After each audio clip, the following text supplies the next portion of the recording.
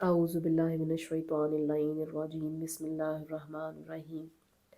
الحمد للہ رب العالمین والصلاة والسلام علی آل بیتہ الطیبین الطاہرین المعصومین من یومنا ھذا الی یوم الدین آمین یا رب العالمین بر محمد و آل محمد صلوات اللہم صلی علی محمد و آل محمد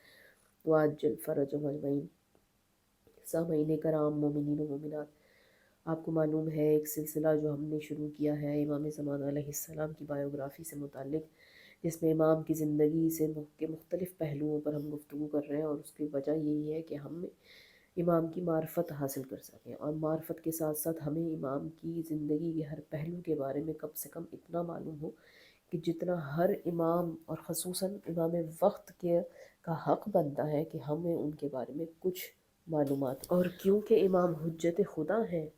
اور وقت کے امام ہیں، اور گزشتہ گفتگو آپ کا سلسلہ جوڑتے ہوئے آپ کو معلوم ہے کہ گزشتہ گفتگو میں نے چند اسماء امام زمانہ، اور وہ بھی وہ اسماء امام زمانہ کہ جو زبان زد عام ہیں، جبکہ کچھ ایسے اسماء امام زمانہ تھے جو کہ ذکر کرنے سے رہ گئے ہیں، لیکن پھر بھی بہرحال موضوع کو آگے بڑھاتے ہیں، اور آج کا میرا موضوع ہے امام زمانہ علیہ السلام کی ولادت کی خوشی میں جو 11ویں امام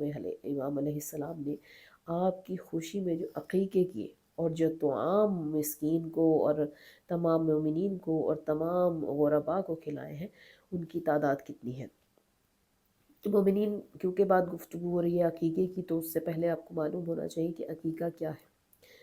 عقیقہ اس ذبیح کو کہتے ہیں کہ جو بچے کی پیدائش کے وقت کیا جاتا ہے، یعنی عقیقہ ایک فدیہ ہے کہ جو بچے کی جان کی سلامتی کے لیے، اور رسول خدا صلی اللہ علیہ وآلہ وسلم ارشاد فرماتے ہیں، آپ سے مروی ہے کہ ہر شخص پر اس کا عقیقہ، ہر شخص اپنے عقیقے کا گروی ہے۔ اور اس کے بعد امام جعفر صادق علیہ السلام نے اسی روایت کو دوبارہ بیان کرتے ہوئے کہا ہے کہ ہر بچہ جو اس دنیا میں آتا ہے، وہ بچہ اپنے عقیقے کا گروی ہے۔ تو اب کیا مثال ہے اور اس کو کس طرح تعبیر دی ہے، سبحان اللہ، تاکہ سمجھنے والے کو اور اس پر عمل کرنے والے کو اچھے طریقے سے سمجھ آ جائے۔ گروی یعنی آپ نے گروی، جیسے اکثر آپ کہتے ہو کہ کسی چیز کو آپ گروی سے چھڑاتے ہیں، اور گروی سے چھڑوانے کے لیے آپ کو کیا کرنا پڑتا ہے، آپ کو کچھ اس کے بدلے میں، اس کے عوض میں کچھ نہ کچھ دینا پڑتا ہے۔ تو اگر ہماری جان کا کچھ گروی ہے، یعنی ہم کسی گروی میں پھنسے ہوئے ہیں، تو اس کا گروی کیا ہے؟ عقیقہ۔ یعنی اگر آپ کو اپنی جان کو ہلکا کروانا ہے، اپنی جان کو اس گروی سے چھڑوانا ہے، تو پھر اس کا علاج، اسے آپ عقیقہ کہتے ہیں۔ تو اب اس کا مطلب یہ ہے کہ آپ ایسے سمجھ لیجئے کہ ہماری جان ایک کرائے پر ہے، اور اس کرائے کا نام عقیقہ ہے، آسان زبان میں آپ یوں سمجھ لیجئے۔ تو عقیقہ، اور آپ کو پتہ ہے اس کی شرعی حیثیت کیا ہے؟ اس کی شرعی حیثیت تو جو ہے ہی، لیکن سب سے کمال بات یہ ہے کہ یہ سنت رسول ہے۔ کچھ چیزیں ایسی ہیں کہ مستحب اور سنت ہونے کے باوجود ہماری زندگی میں بہت اہمیت رکھتی ہیں، اور اس کی وجہ یہ ہے کہ ہر رسول کا اٹھنا، بیٹھنا، سر کو بلند کرنا، نظروں کو جھکانا، مسکرانا اور خاموشی اختیار کرنا، ہر فعل اور ہر عمل سنت ہے۔ اور کیونکہ رسول کی زندگی سے ہمیں ہر چیز ایسی ملتی ہے جو کوئی بھی، آپ یہ کہہ لیجئے کہ کسی بھی چیز کا کوئی بے مصرف نہیں۔ کیونکہ میں نے آپ سے کہا کہ یہ سنت رسول ہے۔ کیسی سنت رسول ہے؟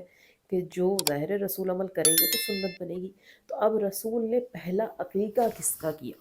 سب سے پہلا عقیقہ جو تاریخ اسلام میں ہمیں نظر آیا، وہ عقیقہ امام حسن مجتبیٰ علیہ السلام کا، اور کیونکہ امام کی آمد بھی قریب ہے، اس حوالے سے بھی ضرور کہوں گی کہ 15 رمضان کو رسول نے جس وقت آغوش میں اپنے اس چاند کو لیا، تو اس کے 7ویں روز رسول خدا نے، سنت ہے رسول خدا کی، 7ویں روز اپنے اس لال کا، سبط رسول کا، رسول نے صدقہ نکالا ہے عقیقے کی صورت میں، اور آپ نے 7ویں روز امام حسن مجتبیٰ کے سر کے بال منڈوائے، اور بالوں کے برابر، وزن کے برابر چاندی کو صدقہ کیا، اور اس کے بعد ایک میڈھے کو قربان کیا۔ تو یہ سنت رسول ہے، اور صرف امام حسن نہیں بلکہ امام حسین علیہ السلام کی ولادت پر بھی رسول نے از خود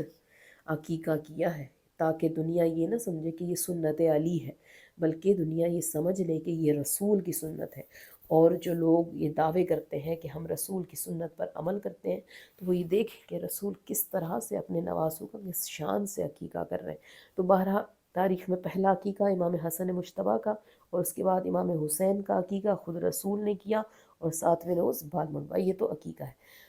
اور اس کے علاوہ عقیقے کے بارے میں 2 جملے یہ ضرور کہوں گی کہ آپ کو معلوم ہونا چاہیے کہ اگر کوئی میں نے آپ سے کہا کہ جان کا صدقہ ہے، فدیہ ہے یہ، اور اگر کوئی شخص بیمار ہو اور اس کا کوئی علاج نہ ہو رہا ہو، تو ایسے میں اور اس کا عقیقہ نہیں ہوا، تو عقیقہ کرنے سے اس کی بیماری دور ہو سکتی ہے۔ یعنی عقیقے سے ائمہ معصومین نے بتایا کہ عقیقہ بیماریوں کا علاج بھی ہے۔ بہرحال گفتگو کو آگے بڑھاتے ہیں، کیونکہ گفتگو ہو رہی ہے امام زمانہ علیہ السلام کے عقیقے میں۔ تو تاریخ آدمیت میں، یہاں تک کہ تاریخ معصومین میں، یہاں تک کہ تاریخ اہل بیت میں کوئی ثانی نہیں ہے امام کا اس معاملے میں، کہ امام وہ واحد شخصیت ہے جن کا امام حسن عسکری علیہ السلام نے 300 مرتبہ عقیقہ کیا ہے۔ کیوں؟ اس لیے کیونکہ میں نے آپ سے کہا کہ عقیقہ ہے جان کا صدقہ، جان کا فدیہ، اور انسان کی جان کی کتنی مدت ہے؟ 60 سے 70 برس۔ تو اگر ایک 60 سے 70 برس کی حیات کے لیے انسان کی زندگی میں فقط ایک مرتبہ، سبحان اللہ، ایک مرتبہ عقیقہ کا مستحب ہو، تو مجھے یہ بتائیے کہ وہ ہستی کہ جسے ہزاروں سال دنیا پہ راج کرنا ہے، وہ ہستی کہ جس کی مدت حیات جو ہے وہ صدیوں پر محیط ہے، اسی وجہ سے امام حسن عسکری نے اپنے اس لال کا، اپنے اس فرزند کا، اپنے اس فرزند رسول کا 300 مرتبہ عقیقہ کیا ہے۔ ایک یہ وجہ، اور دوسری وجہ جو ہمیں سمجھ آتی ہے، تاکہ کیونکہ آپ کو معلوم ہے زمانہ اتنا پورا شوب اور اتنا خطرناک تھا کہ مومنین کو کھلے عام امام کی ولادت کی اطلاع دی نہیں جا سکتی تھی، کیونکہ امام کی جان کو خطرہ تھا، جو کہ ہم غیبت صغریٰ کے موضوع پر جب بات کریں گے تو میں آپ کو اور اس پہ وضاحت دوں گی۔ تو اس وقت امام کو صرف اور صرف امام کی ولادت کو کس طرح سے مومنین پر آشکار کیا جائے کہ تاکہ ان کے دلوں کو قوت ملے اور ان کے دل کو مطمئن ہو کہ امام کے بعد ایک جانشین امام موجود ہے۔ تو ایسے میں امام نے 300 مرتبہ عقیقہ کیا، اور اس عقیقے کا گوشت مومنین کو بانٹا، اور مومنین کو، کیونکہ آپ کو معلوم ہے نا عقیقے کی ایک شرط یہ بھی کہ کم سے کم 10 مومنین کو کھانا کھلایا جائے۔ امام نے بار بار عقیقہ کر کے مومنین کی خوشیوں کو دوبالا کیا، اور کہا کہ یہ میرے لال محمد کی جان کا صدقہ ہے، جان کا فدیہ ہے، جان کا عقیقہ ہے۔ اس کے علاوہ روایت ہے کہ امام کے ایک بہت ہی قریب ترین صحابی جن کا نام عثمان بن سعید تھا، امام نے انہیں 10,000 رطل خبز اور 10,000 رطل گوشت ارسال کیا، اور پیغام بھیجا کہ اس کو مومنین میں تقسیم کیا جائے، یعنی دسترخوان لگا کر مومنین کو کھلایا جائے اور انہیں بتایا جائے، تاکہ یہ آنے والے امام کی، آنے والے آخری حجت خدا کے عقیقے کا کھانا ہے۔ تو مومنات، آپ کو معلوم ہونا چاہیے کہ رطل کہتے ہیں آدھا سیر کو، اور جو خبز ہے وہ اس روٹی کو کہتے ہیں جو عربی انداز کی ایک روٹی ہوتی ہے۔ تو تقریباً میرے مولا نے 500 کلو آٹے کی روٹیاں بنوا کر اور 500 کلو گوشت کا سالن بنوا کر مومنین کو کھلایا، تاکہ مومنین کے دلوں اور قلوب کو خوشی حاصل ہو سکے، اور ظاہر ہے امام کا صدقہ ہے تو برکت کا باعث بھی ہوگا۔ اسی طرح امام کے ایک صحابی تھے جن کا نام ابراہیم تھا، ابراہیم کو امام نے ایک خط ارسال کیا، اور اس کے ساتھ امام نے 3 ذبح بکری ان صحابی امام کو بھیجی، اور کہا کہ دیکھو ابراہیم، ہم تمہیں یہ ذبح بھیج رہے ہیں، اور یہ تینوں بکریاں تمہارے آنے والے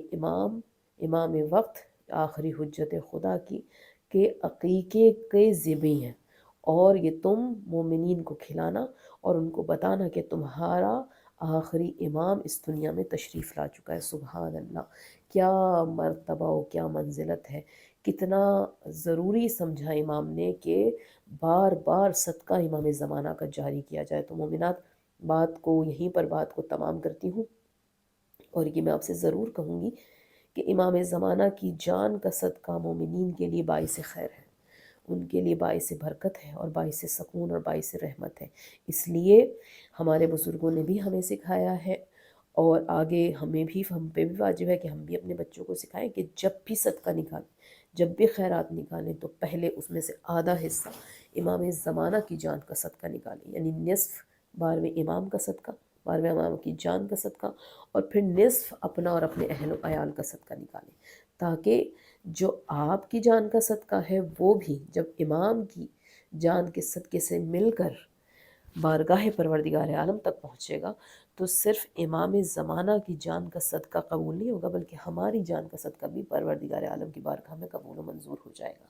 صدقے میں امام زمانہ کے۔ تو اس لیے بس آخر میں یہ کہوں گی، بات کو تمام کر رہی ہوں، کہ صرف اور صرف یہ دعا کی صورت میں نہیں ہے کہ پروردگار عالم دعائے فرج پڑھی جائے یا دعائے سلامتی امام زمانہ علیہ السلام پڑھی جائے، بلکہ یہ پروردگار عالم ہمارے قلوب کی دعا ہے، ہمارے دل کی دعا ہے۔ اور کیونکہ ماہ رمضان ہے اور آپ کو معلوم ہے کہ تمام مومنین دعاؤں اور عبادتوں میں مشغول رہتے ہیں، پروردگار عالم ہماری دعاؤں کو اپنی بارگاہ میں، ہماری عبادتوں کو اپنی بارگاہ میں، ہمارے روزوں کو، ہماری نمازوں کو اپنی بارگاہ میں قبول منظور فرما، ہمارے تمام مستحب عمل کو اپنی بارگاہ میں بحق امام زمانہ علیہ السلام قبول و منظور فرما، خصوصاً امام زمانہ علیہ السلام کی جان کو سلامتی عطا فرما، اور انہیں شر دجالی سے اور شر شیطانی سے محفوظ رکھ۔ پروردگار عالم تو ہی وہ ہستی ہے کہ جو جانتا ہے کہ کب امام زمانہ علیہ السلام اس دنیا میں تشریف لائیں گے، اور وہ اس مقرر وقت تک پروردگار عالم ہمارے امام کو اپنے امان میں رکھ، اور پروردگار عالم امام زمانہ علیہ السلام کو سلامتی عطا فرما، آمین یا رب العالمین۔ بر محمد و آل محمد صلوات، اللہم صلی علی محمد و آل محمد وعجل فرجهم اجمعین۔